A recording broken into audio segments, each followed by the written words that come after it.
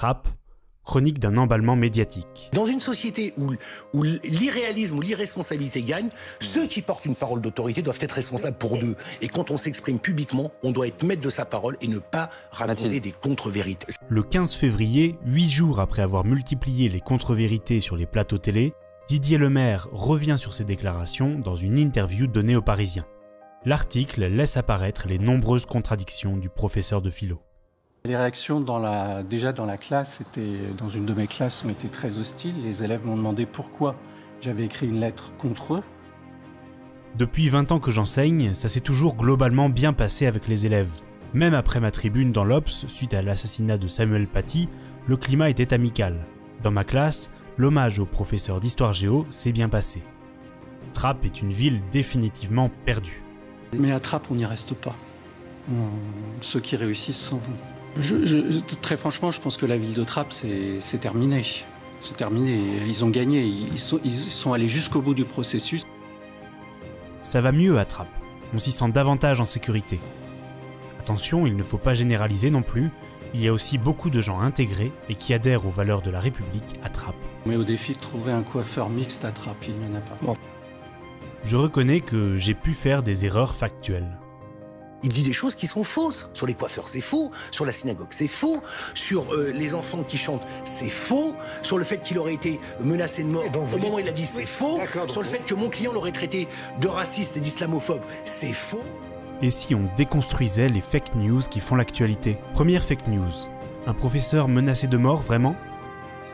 Vendredi 5 février, Le Point publie un article dans lequel Didier Lemaire, professeur à Trappes, se dit menacé dans la ville où il enseigne pour avoir dénoncé l'islamisme.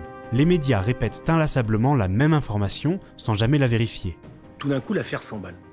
Mais ces écrits lui valent aujourd'hui des menaces de mort. Un professeur de philosophie est menacé de mort à Trappes. Professeur de philosophie de Trappes menacé de mort. Et pourtant, cette information centrale, socle de l'argumentaire de cet enseignant, est fausse. Pendant que certains médias s'emballent, d'autres journalistes mènent l'enquête. Après une semaine où les fake news s'accumulent, Libération, Le Monde, France Info, Mediapart, Marianne démontrent que Didier Lemaire n'a été victime d'aucune menace avérée. Mediapart, le 11 février. Le professeur, lui, confirme auprès de Mediapart qu'il n'a pas reçu de menace de mort. Le même jour, sur France Info, Didier Lemaire en direct. Je n'ai pas reçu de menace de mort directe. Libération, le 12 février. Monsieur le maire a été auditionné et nous a indiqué ne pas avoir fait l'objet de menaces directes. Pourtant, les chaînes d'information persistent à affirmer que Didier Lemaire est menacé de mort sans se soucier de la vérité.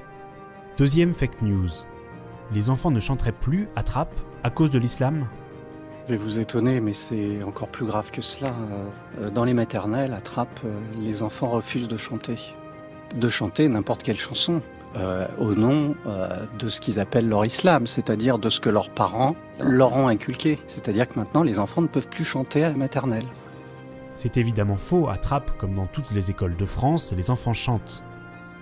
Trappes, rentrée en musique à l'école Vallon. Une association fait la promotion de la musique dans les écoles, l'APMSQ.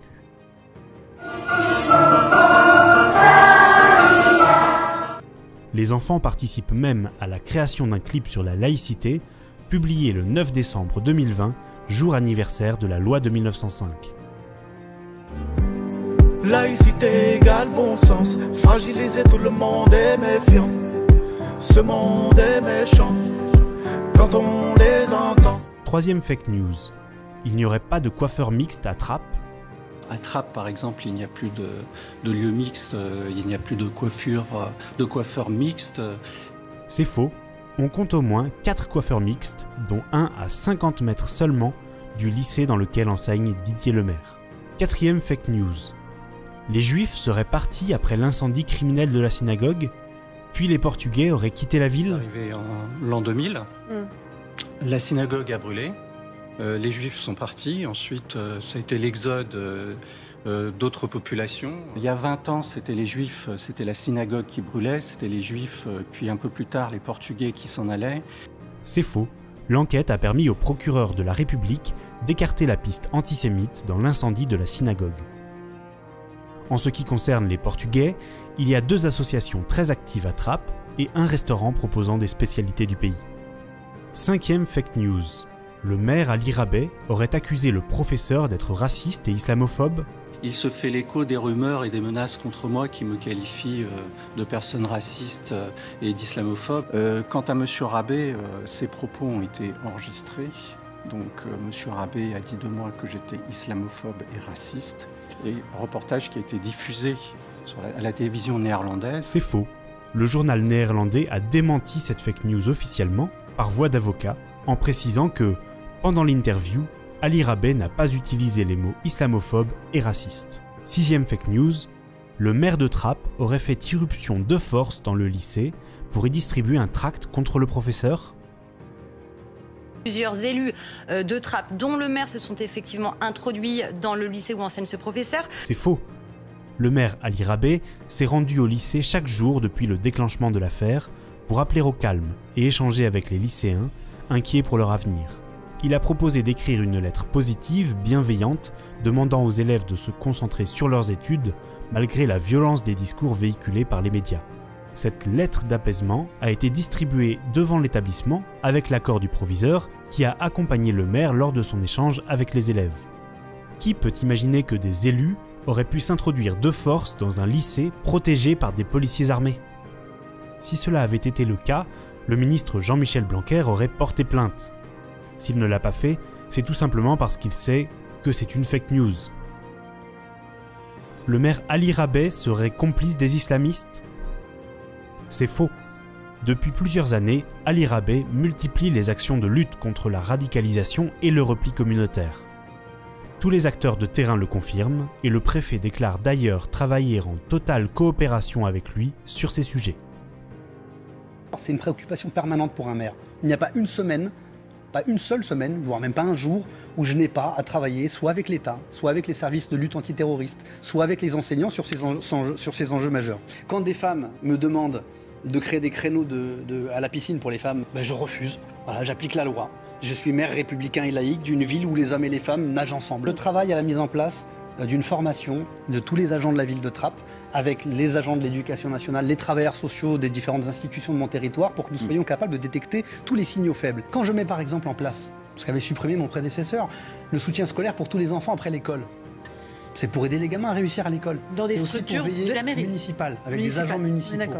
C'est aussi pour que les gamins, à la sortie de l'école, ne traînent pas dans les quartiers, ne soient pas récupérés par ceux qui pourraient leur proposer d'autres aventures. Le maire a été élu au mois de juillet. Pendant très longtemps, j'ai écrit une pièce qui s'appelle Lettre à Nour. L'ancien maire ne voulait absolument pas la jouer parce qu'il s'agissait de radicalisation. Là, nous avons un maire qui prend à bras le corps cette problématique-là et qui ne nie absolument pas les problèmes. Monsieur Ali Rabeh, avant d'être maire, était adjoint au maire chargé de la jeunesse à la ville de Trappes. Bon, il a soutenu une association comme les Mamans du Cœur, qui monte des programmes de formation contre la radicalisation. Moi, ce que je veux savoir comme maire, c'est à quoi il faut être vigilant. Qu'on me donne les instruments pour regarder de près s'il faut subventionner une association, s'il faut se méfier de telle ou telle personne, de tel ou tel réseau, pour que les enfants de ma ville aiment la République, adhèrent à ses valeurs, s'impliquent, respectent leurs prochains et ne soient pas demain vulnérables à la propagande de ceux qui ont une stratégie séparatiste. Tout ce que je demande à la République, c'est d'être de retour en force dans ces quartiers. Si la République reprend sa place, il n'y aura plus d'espace, il n'y aura plus d'oxygène pour tous ceux qui alimentent la haine et qui sont dans une stratégie, dans un agenda séparatiste qui est dangereux pour la République. Il faut comprendre le maire de Trappes quand il réagit. Moi, j'ai été maire avant d'être avocat. La responsabilité d'un maire, c'est de défendre l'honorabilité de sa commune et de ses habitants. J'ai demandé la protection policière de Didier le maire quand j'ai estimé que par ses prises de position, en effet, après l'attentat de Samuel Paty et le meurtre ignoble de Samuel Paty, il était potentiellement en danger. Je l'ai demandé et le préfet a suivi et l'a mis en sécurité. Comme d'un autre côté, il y a aussi une fachosphère qui fait des menaces de mort, qui amène aujourd'hui Ali Rabeh à être sous protection policière parce que la plateforme Pharos a détecté des projets d'attentat à son encontre. Aux journalistes de faire leur travail, ne laissons plus passer les fake news.